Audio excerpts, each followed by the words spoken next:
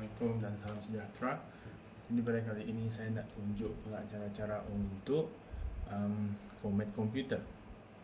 Jadi cara ini adalah cara yang paling biasa orang gunakan dan cara paling orang kata mungkin paling senang. Okey.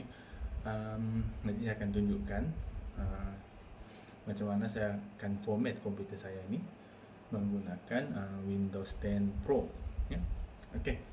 Jadi apa yang saya gunakan di sini adalah saya dah buat satu Windows, masukkan ke dalam USB. Jadi dia akan boot melalui USB saya. Maksudnya di dalam USB ini saya mempunyai satu Windows 10 Pro. Jadi kemudian selepas ini saya akan tunjukkan juga macam mana kita nak buat bootable USB untuk memudahkan kita format komputer. Cara ini bolehlah digunakan sama ada dalam laptop ataupun di dalam desktop seperti ini. Jadi seperti biasa saya akan restart komputer saya. Okey. Jadi kebanyakan komputer bila kita restart untuk masuk ke dalam boot menu, kita kena masuk ke dalam boot menu, kita kena tengok message dia sama ada dia nak kita tekan F2 ataupun dia nak kita tekan delete. Ya. Jadi macam ini dia kata delete atau F2. So saya akan tekan F2 dekat sini. Okey, bila dia tekan F2 tadi, dia akan masuk ke dalam Windows ataupun ke dalam boot menu ya. Ini kita panggil sebagai boot menu. Boot menu ni berlainan bergantung kepada jenis motherboard. Jadi yang ini motherboard ini motherboard Asus, okey. Strix model. Boot menu dia bentuk macam ni lah. Jadi tak perlu nak pening untuk format komputer, kita kena tukar sahaja boot menu dia ya. Okey, dekat sini. Jadi kita akan ke boot dekat sini. Okey. Boot ini ada beberapa bentuk, ada beberapa orang kata option yang kita kena tengok dekat sini ya. Contohnya sekiranya kita pergi dekat secure boot dekat sini. Dekat sini sebenarnya di dalam motherboard yang lama, okey, dia akan ada satu lagi option dekat sini kita panggil sebagai legacy boot. Sekiranya kita boot menggunakan USB bootable, kita kena pilih yang legacy boot ni, okey. Tapi untuk kebanyakan motherboard yang baru seperti ini, okey, dia dah tak ada lagi legacy boot ni. Kita cuma boleh pilih ada OS, ada operating system macam ni. Kalau kita pilih Windows UEFI mode ni pun boleh juga, tapi yang ini lebih kepada mungkin kita nak install Windows yang original. Okey ya. Jadi saya akan pilih ada operating system ni. Okey, lepas itu saya akan balik ke sini. Di dalam semua Windows ataupun di dalam semua motherboard, bila kita nak format komputer tu, dia akan minta kita untuk pilih boot option priorities macam ni. Sekarang saya nak boot melalui ataupun menggunakan bootable USB saya tadi. Okey, jadi saya kena cari dekat sini.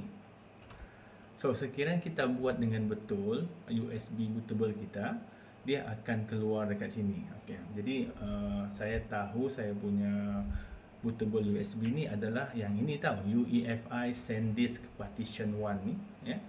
Jadi yang ini saya akan pilih sebagai boot option pertama saya. So saya akan masukkan atau pilih yang ini ke dalam boot option nombor 1.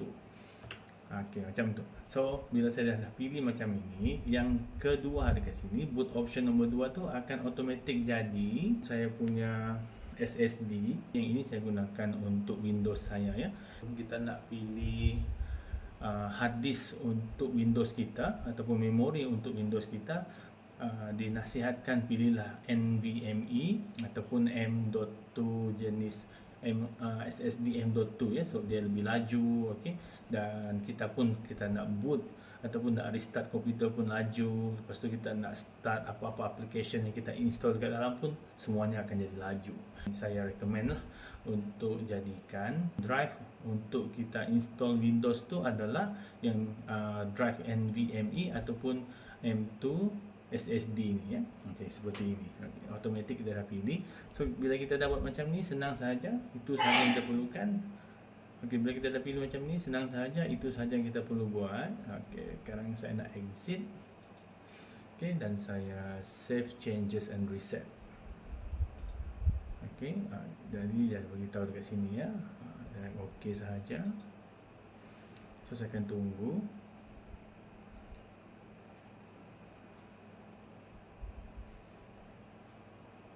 Okey, bila Windows tu dah keluar, okey, kita dah tak perlu pilih lagi F2 ataupun tekan delete. Sekarang ni dia bagi pilihan sama ada nak install Windows 10 32 ataupun Windows 10 64. Jadi oleh kerana bergantung kepada kita punya apa yang dipanggil sebagai specs ataupun spesifikasi komputer kita.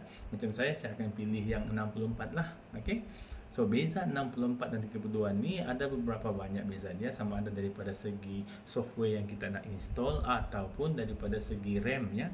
RAM untuk 32 ni kalau saya tak silap dia cuma boleh kesan sampai 8 GB saja, tapi untuk yang Windows Operation 64 ni dia boleh kesan sebanyak mana yang motherboard kita boleh support lah.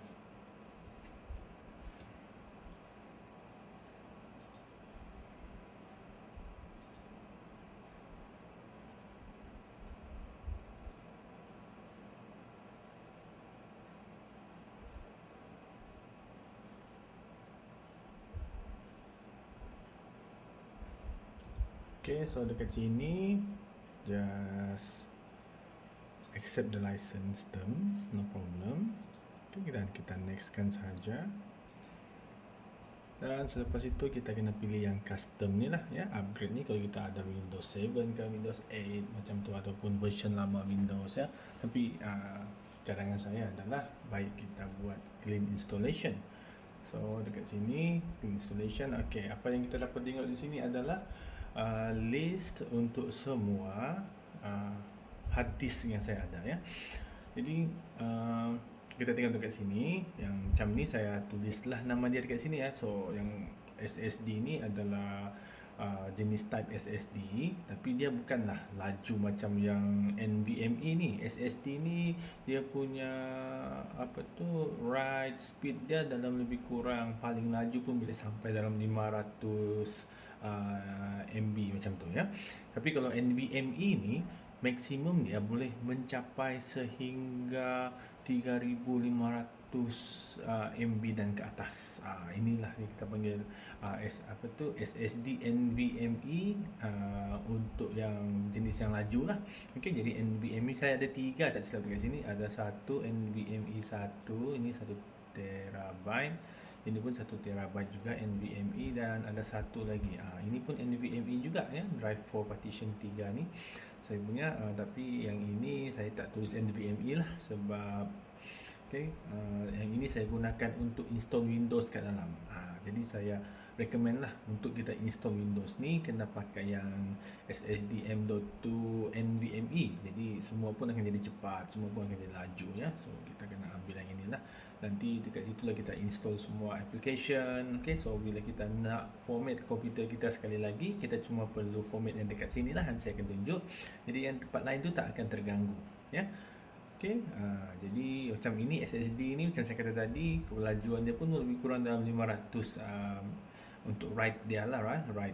Okay, kelajuan dia untuk write, masuk write ni, writing ni maksudnya kita copy ataupun kita install dalam sesuatu. Okay, kita install dari satu drive ke drive yang lain. Okay, kelajuan dia dalam lebih kurang 500 MB macam tu, tak seperti yang NVMe ni lah ya, sampai boleh 3500 megabyte per second ataupun nak 3500 kelajuan maksimum dia ya, 3500 MB kalau saya tak silap. Selepas itu yang new volume ni pula, ini yang HDD biasa tu yang dulu tu ya. Ini paling laju pun boleh sampai 100 lebih sikit je macam tu. Ya, inilah beza dia teknologi sekarang. Okay, so saya akan install kat sini. Sebelum saya install kat sini, saya kena habiskan Windows saya dahulu semua. So saya akan pilih format ya. Sebab saya tahu saya dekat mana nak install tahu. So kalau kita nak install, kita kena tahu dekat mana kita nak install Windows tu. Jadi kita kena tengok sama ada kita bagi dia nama ke ataupun kita hafal dari segi dia punya size ke ya. Macam saya hafal size dia lah. Saya tak letak besar untuk Windows sebab kalau dia affected oleh virus dia cuma akan efek dekat kita punya drive C saja. Drive C ni adalah tempat di mana Windows kita diinstall. So biasanya memang dia akan ada dekat kita punya drive C itulah. Jadi virus bila dia nak serang komputer, dia akan serang ataupun dia akan kenakan dekat C tu. So dekat C ni saya akan install semua Microsoft Office ataupun semua software lah. File-file saya semua saya simpan dekat tempat ni yang lain. Okey.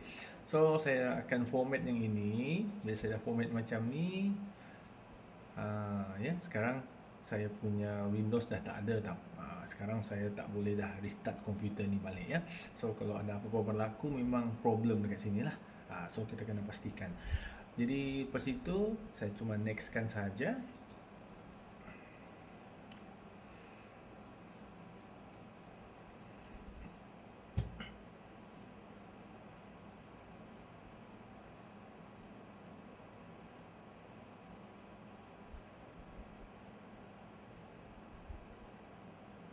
Okay, jadi bila kita pakai yang NVMe tadi ya, M.2 SSD NVMe memori, memang dia akan laju lah. Okay, macam ni memang kira laju. Saya ingat dahulu masa saya masih pakai hard disk biasa lagi ya, HDD tu. Okay, format macam ni boleh ambil masa boleh sampai ke 2 jam ya. Okay, installing updates sekarang. Okay, boleh dah restart. Nak tunggu dia habis pun boleh, tapi nak restart pun boleh. So kita tengok macam mana.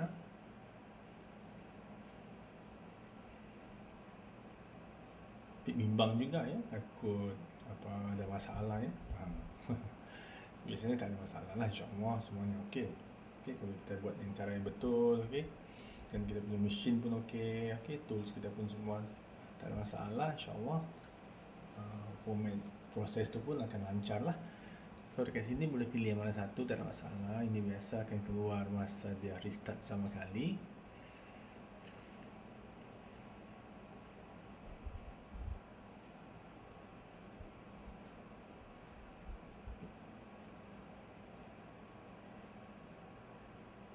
Okay, dah keluar ya. So sekarang kita akan buat sedikit setting untuk Windows. Okay, Windows ni adalah Windows 10 Pro. Ini kita cuma cari Malaysia lah dekat sini ya. Cari Malaysia. Okay, lepas tu yes. Seterusnya dekat sini, kalau saya biasa pilih US je, senang ya.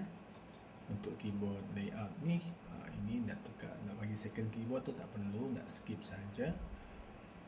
Okay, connect to e-network. Sekarang saya tak connect lagi sebab dia kena masuk Windows dahulu ya. So dia akan automatic update nanti. So saya akan simpan ataupun choose I don't have internet dahulu. Lepas itu dekat sini pun saya akan continue dengan limited setup lah, sebab saya tak ada internet lagi, tak nak connect lagi sekarang, tak nak sambung internet dulu. Okay, dekat sini boleh tulis lah nama apa sahaja, pilih, tak ada masalah.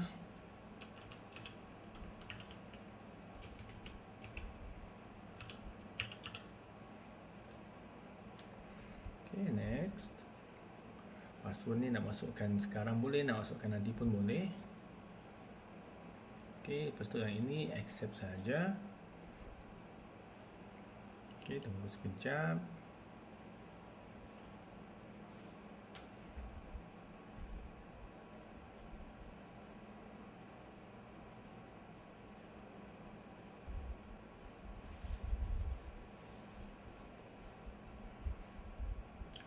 Dah siap. So dah siap. So macam ni lah ya, macam tu lah proses untuk kita reformat ataupun clean formatkan komputer kita ya.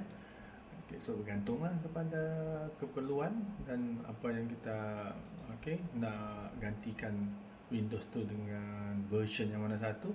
Okay, kalau ikut bergantung juga kepada motherboard, bergantung juga kepada specs komputer kita ya.